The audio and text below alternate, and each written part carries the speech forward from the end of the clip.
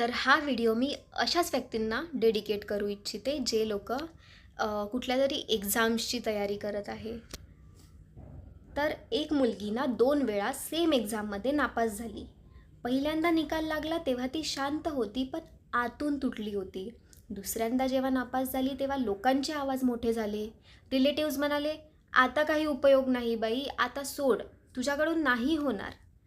कधी कधी ना अपयशापेक्षा लोकांचे शब्द जास्त दुखावतात. ती घाबरली होती. हो, खूप घाबरली होती. पण तरी तिने तिसऱ्यांदा एक्झाम देणं टाळलं नाही. तिसऱ्यांदा ती परत एक्झाम द्यायला गेली. नापास होण्याची भीती मनात घेऊन नाही, तर स्वतःवरचा विश्वास कायम ठेवून. तिने म्हटलं की यावेळेस निकाल काहीही असो, मी स्वतःला कमी लेखणार नाही. आणि जेव्हा निकाल लागला ना, तेव्हा तिचं सगळं म्हणजे विश्वास बदलून गेलं.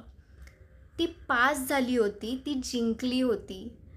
पण खरं जिंकणं ती पास झाली याच्यात नव्हतं, तर तिने गिवअप केलं नाही यात होतं. म्हणजेच फेलियरनी तिला तोडलं नाही, तर भीतीने, फिअरने तिला तयार केलं. तर आजचा प्रश्न, तू देखील तिसऱ्यांदा जाण्याची हिंमत ठेवतोस का?